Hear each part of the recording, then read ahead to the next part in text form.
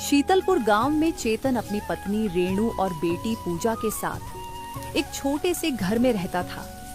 चेतन के माता पिता का निधन बहुत पहले हो चुका था। वह खेतों में दिन रात मेहनत करके अपने परिवार का पालन पोषण करता था। रेणु गांव के एक संपन्न व्यक्ति के घर में बर्तन धोने का काम करती थी। दोनों मिलकर अपने परिवार के लिए जी तोड़ मेहनत करते थे। गर्मी में शीतलपुर का तापमान 40 डिग्री से ऊपर पहुंचना आम बात थी, लेकिन इस साल की गर्मी ने सबका जीना मुश्किल कर दिया था। तेज धूप और लू के कारण गांव वालों की मुश्किलें और बढ़ गई थी। हर तरफ लू का कहर था। गांव के लोग सुबह से लेकर रात तक इस भयंकर गर्मी से परेशान थे। सूरज की तपिश ने सबको बेहाल कर रखा था। हे भगवान, ये कैसी घड़ी है? देख रहे हो चेतन, इस साल कितनी अधिक गर्मी और लू चल रही है। इतनी तेज धूप में काम करना भी मुश्किल हो गया है। घर से बाहर निकलते ही ऐसा लगता है जैसे जल रहे हों। इतनी गर्मी में तो बाहर कदम रखना भी नहीं चाहती। न जाने इस साल की गर्मी कैसे कटेगी। सही कह रही हो रेणु, इस बार तो गर्मी ने पूरी तरह से तोड़ दिया है। सोचता हूँ हम जैसे गरीब लोग इसे कैसे सहन करेंगे। रेणु और चेतन आपस में चर्चा कर ही रहे थे, तभी पूजा अपने पिता से बोली, पापा, मैं भी आज आपके साथ खेत पर जाऊंगी। नहीं पूजा, बाहर बहुत गर्मी है। तुम अपनी माँ के पास घर पर रहो। पापा, मुझे भी आपके साथ खेत पर जाना है। मुझे काम देखना है और आपकी मदद करनी है। माँ से भी बोल दीजिए, प्लीज मुझे साथ ले चलो। पूजा बेटी, जिद मत करो। बाहर बहुत गर्मी है। अगर तुम बाहर जाओगी तो लू लग सकती है और फिर तुम्हारी दवाई का खर्चा उठाना हमारे लिए मुश्किल होगा। घर के हालात वैसे ही अच्छे नहीं हैं। इस महीने की मजदूरी भी अभी तक नहीं मिली है। पता नहीं इस हफ्ते का राशन कैसे पूरा होगा। तुम घर पर ही रहो, समझदारी इसी में है। रेणु, क्या घर का राशन खत्म हो गया है? तुमने पहले मुझे क्यों नहीं बताया कि राशन खत्म होने वाला है? चेतन, क्या बताऊं? मैं खुद ही सोच रही थी कि इस बार कैसे काम चलेगा। घर में आटा तो बस 2 दिन का बचा है। दाल भी खत्म हो चुकी है। सब्जियां पिछले हफ्ते से नहीं आई। उम्मीद थी कि शायद सेठ जी कल परसों तक पैसे दे दें तो कुछ व्यवस्था हो जाएगी। अरे, ये तो बहुत बुरा हुआ। अगर कल तक पैसे नहीं मिले तो हम क्या करेंगे? ऐसे में पूजा अगर बीमार पड़ गई तो हालात और भी खराब हो जाएंगे। मैं कल सुबह सेठ जी से जाकर बात करूंगा। चेतन की चिंता बढ़ती जा रही थी। गर्मी और लू ने पहले ही हालात मुश्किल कर दिए थे और अब घर में राशन खत्म होने की बात ने उसे और बेचैन कर दिया। वह रेणु और पूजा की तरफ देखता है, मानो उनसे कुछ कहना चाहता हो, लेकिन शब्द नहीं निकलते। तभी पूजा ने मासूमियत से कहा, पापा, अगर पैसे नहीं हैं, तो क्या हम खेत से कुछ खा सकते हैं? जैसे पिछले साल आपने बाजरे की रोटियां बनाकर लाए थे। बेटी, वो बाजरा अब हमारे खेत में नहीं है। उसे बेचकर ही तो पिछले साल का कर्ज चुकाया था। इस बार फसल भी खराब हो रही है और इस भयंकर गर्मी और लू ने सब कुछ बर्बाद कर दिया है। चेतन, मैं सोच रही थी क्या हम मुखिया जी से मदद मांग सकते हैं। उन्होंने पिछले महीने गांव वालों को राशन बांटने का वादा किया था। हाँ, मुखिया जी से बात करनी चाहिए। अगर वो मदद कर दें तो कुछ दिनों का इंतजाम हो जाएगा। पर मुखिया जी की मदद भी हर बार इतनी आसान नहीं होती। कभी कभी उनकी मदद मिलने में वक्त लग जाता है और कभी वो मना भी कर सकते हैं। फिर भी हमें एक कोशिश तो करनी ही होगी। तभी तेज गर्म हवा का एक झोंका आया और दरवाजे की सांकल हिलने लगी। कमरे में मौजूद सभी लोग लू की तपिश को महसूस करने लगे। हे भगवान, ये गर्मी तो अब और बढ़ती जा रही है। न जाने आने वाली रात कितनी भयंकर होगी। हम सब इस लू से कैसे बचेंगे? सोचती हूँ अगर रात ऐसी रही तो हम सब क्या करेंगे? हे भगवान, कृपया हमारी मदद करो। इस कठिन समय में हमें साहस और मार्गदर्शन दो।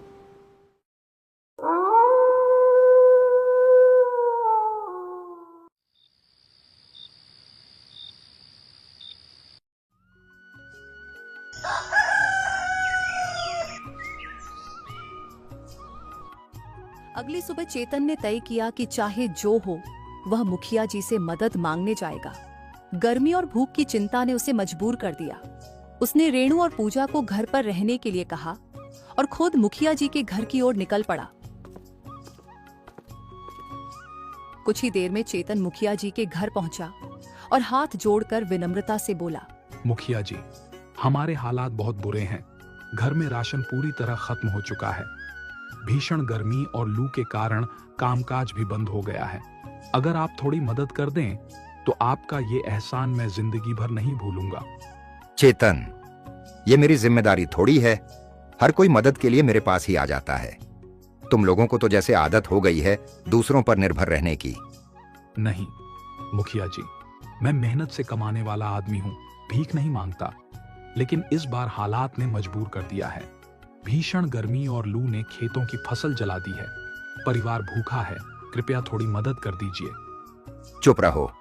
अगर गरीब हो तो अपनी गरीबी को स्वीकार कर उसके साथ जीना सीखो। यहाँ आकर रोने धोने से कुछ हासिल नहीं होगा। मेरे पास फालतू समय नहीं है, इसीलिए यहाँ से चले जाओ। चेतन की यह बात सुनकर मुखिया को बहुत तेज गुस्सा आया। उसने गुस्से में अपने आदमियों को आवाज लगाते हुए कहा, अरे सुनील, इसे यहाँ से बाहर कर दो और आगे से मेरे घर में इसे कदम भी न रखने देना। फिर मुखिया ने चेतन को धक्के मारकर बाहर कर दिया। अब चेतन भारी मन से घर की ओर चल पड़ा। जैसे ही वह घर आया, उसने देखा कि रेणु बिस्तर पर लेटी हुई थी और पूजा भी उनके पास बैठी हुई थी। पापा, माँ की तबीयत बहुत खराब हो गई है, वह कुछ बोल नहीं रही है। हे भगवान, यह क्या हो गया? रेणु, कुछ बोलो ना, कुछ तो बोलो। ऐसे चुप मत रहो, तुम्हें कुछ नहीं होगा। चेतन, अब मुझसे सहन नहीं हो रहा। यह भीषण गर्मी और भूख ने मेरी सारी ताकत छीन ली है। मुझे माफ करना, मैं अब तुम्हारा और पूजा का साथ देने में असमर्थ हूँ। चेतन की आंखों से आंसू बहने लगे। उसने रेणु का हाथ पकड़ा और रोते हुए कहा, रेणु, ऐसा मत बोलो, तुम्हें कुछ नहीं होगा। तुम हमें छोड़कर नहीं जा सकती। मैं कुछ भी कर सकता हूँ तुम्हें ठीक करने के लिए। भगवान पर भरोसा रखो, सब ठीक हो जाएगा। चेतन, हमारे पास अब कुछ भी नहीं बचा। ये झुलसाने वाली गर्मी और भूख ने मुझे पूरी तरह तोड़ दिया है। प्लीज पूजा का ख्याल रखना, उसे मेरी कमी महसूस न होने देना। चेतन ने घबराकर रेणु की हालत देख पड़ोसियों को आवाज दी, पर भीषण गर्मी और चिलचिलाती धूप के चलते कोई भी सहायता के लिए नहीं आया। चेतन, अब मेरी चिंता मत करो। जितना कर सको पूजा के लिए करो। उसे कभी भूखा और अकेला मत सोने देना। इतना कहकर रेणु की सांसें थम गई। वह इस दुनिया को हमेशा के लिए छोड़कर चली गई। रेणु, ऐसा मत कहो। तुम मुझे छोड़कर नहीं जा सकती। हमारे पास तुम्हारे अलावा कुछ नहीं है। तुम्हारे बिना तो यह घर भी सूना होगा। तुमने हमेशा मेरा साथ दिया है, अब मैं तुम्हें अकेला नहीं छोड़ सकता। ये कहकर चेतन फूट फूट कर रोने लगा। उसकी आंखों से आंसू रुकने का नाम नहीं ले रहे थे। वो महसूस कर रहा था कि उसकी पूरी दुनिया खत्म हो गई है। माँ, तुम उठो ना, देखो मैं कितना रो रही हूँ। प्लीज उठ जाओ। पापा, माँ हमें क्यों छोड़कर चली गई? क्या हमने कोई गलती की है? नहीं बेटी, हम बुरे नहीं हैं। ये सब नियति का फैसला है। शायद हमने कभी कोई गलती की होगी जो अब हमें इसका फल भुगतना पड़ रहा है। रेणु के जाने के बाद कई महीने गुजर गए। चेतन और पूजा के जीवन में जैसे अंधेरा छा गया था। छोटे से घर में अब एक अजीब सा सन्नाटा था। बिस्तर पर पड़ी रेणु की निशानी और उसकी जगह अब सिर्फ खाली पन्ने रह गए थे। चेतन रेणु की याद में कई रातों तक सो नहीं सका। पापा, माँ क्यों चली गई? क्या हम उसे वापस नहीं ला सकते? बेटी, माँ ने हमें नहीं छोड़ा। वह ऊपर से हमें देख रही है। अब हमें और मेहनत करनी होगी, क्योंकि तुम्हारी माँ चाहती थी कि हम कभी हार न माने। चेतन की आंखें यह कहते हुए फिर नम हो गईं। उसने पूजा को अपने सीने से लगाकर चुप कराया, लेकिन भीतर ही भीतर वह खुद टूटता जा रहा था।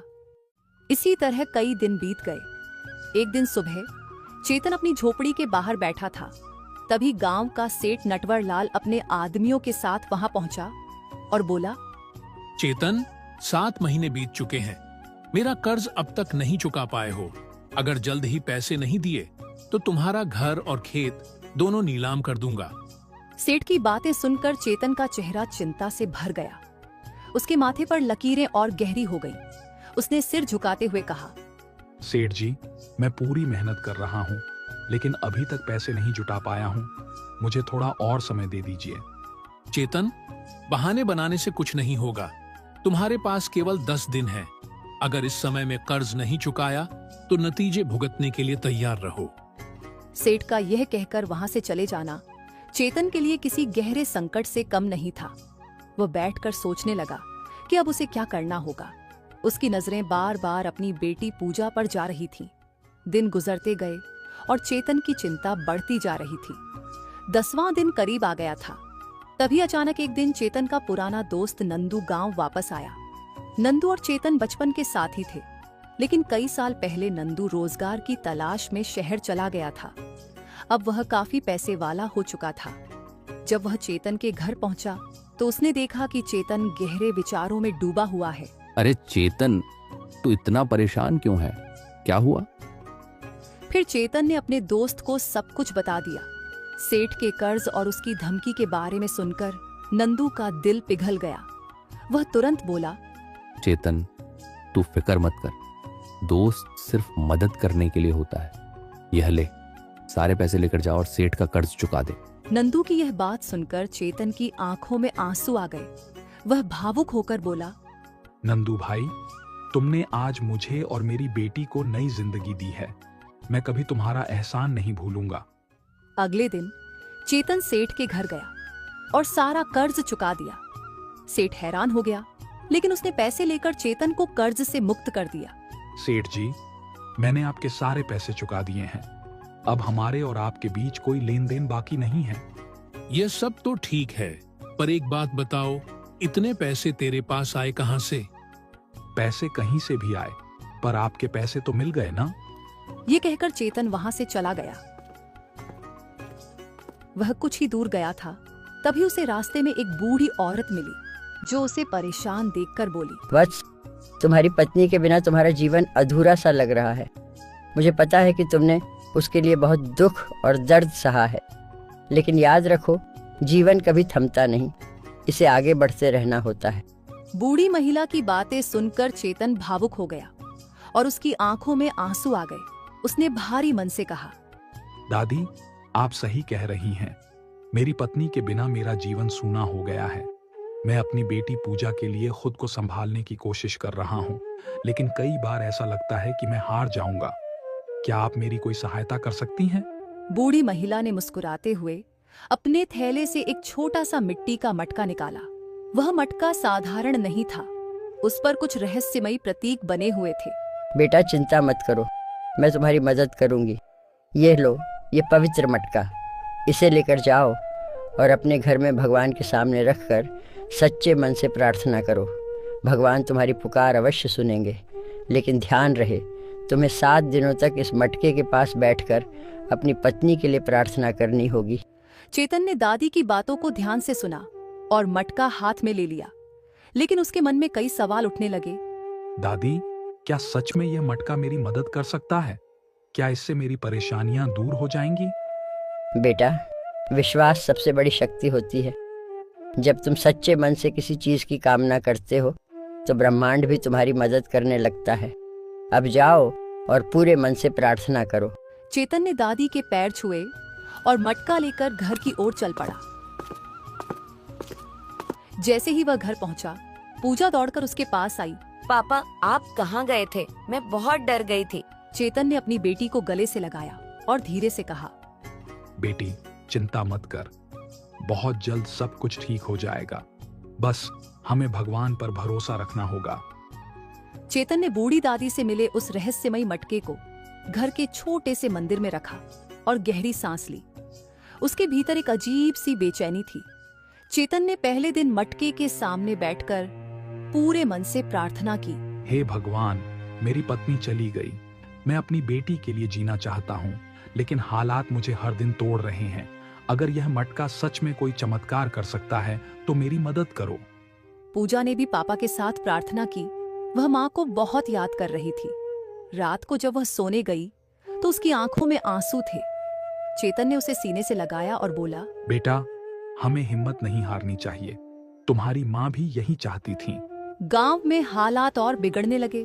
गर्मी बढ़ती जा रही थी। और इधर सेठ नटवरलाल के आदमी चेतन को धमकाने बार बार आ रहे थे।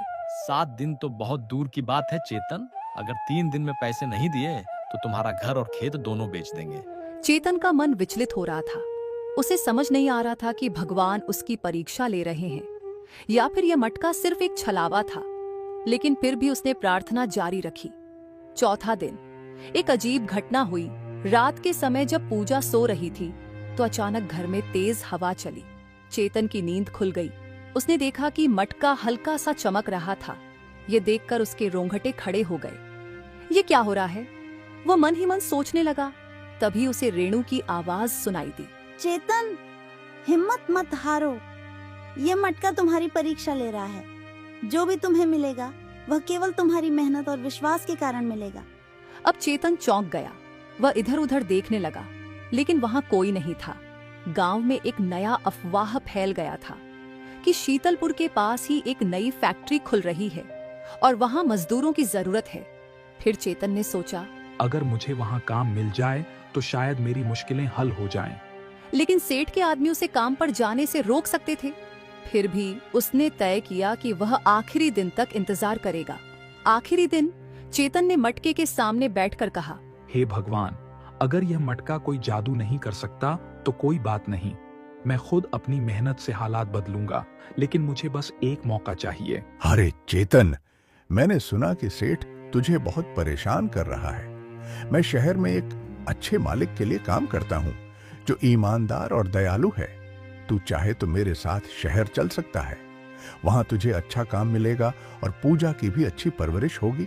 यह सुनकर चेतन की आंखें भर आईं। नंदू भाई, क्या यह सच है? हाँ भाई, लेकिन जल्दी करना होगा क्योंकि कल ही वहां मजदूरों की भर्ती हो रही है। चेतन की खुशी का ठिकाना न रहा। उसने तुरंत पूजा को तैयार किया, घर के जरूरी सामान बांधे और मटके को उठाकर मंदिर में रख दिया। तुमने मुझे हिम्मत दी भगवान। अब मैं अपनी जिंदगी खुद बदलूंगा। चेतन और पूजा ने गांव छोड़ दिया और शहर चले गए। वहां उसे एक फैक्ट्री में अच्छी नौकरी मिल गई। धीरे धीरे उसकी जिंदगी संवरने लगी। पूजा ने स्कूल जाना शुरू कर दिया। वह अब अपनी माँ की तरह भूख और गरीबी से नहीं जूझ रही थी। एक दिन पूजा ने पापा से पूछा, पापा, वह मटका क्या सच में जादुई था? चेतन मुस्कुराया और बोला, बेटा, असली जादू हमारी मेहनत और विश्वास में होता है। मटका सिर्फ हमें यह याद दिलाने आया था कि भगवान भी उन्हीं की मदद करता है जो खुद की मदद करना